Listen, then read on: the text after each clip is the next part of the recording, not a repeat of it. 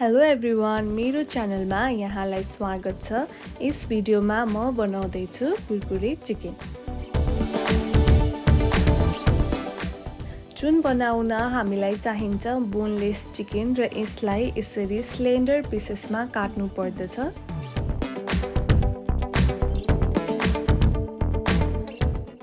अब चिकन पिसेसलाई एउटा भाँडामा राखौं र यसमा स्वाद अनुसार नुन, जिराको धुलो, मिट मसला, रातो खोर्सानीको धुलो र एउटा अन्डा राखेर राम्ररी चलाऊ।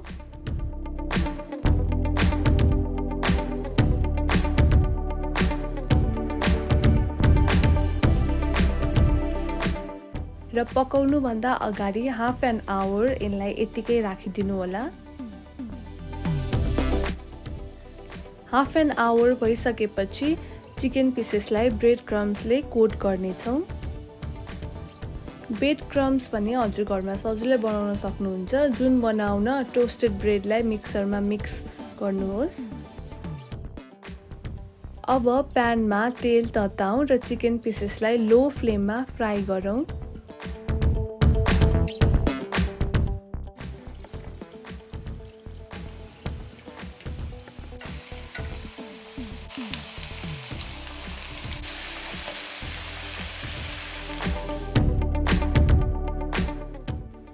चिकनको पिसेस ब्राउन हुन जेलसम्म पकाउनुहोस् र दुवै साइड्स ब्राउन भइसकेपछि यो रेडी भयो। अब यसलाई निकाल्नुहोस्।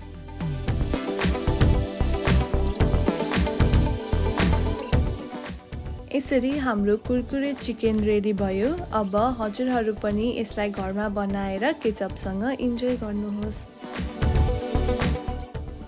र अन्तिमसम्म भिडियो हेरिदिनु भएकोमा यहाँलाई धेरै धन्यवाद।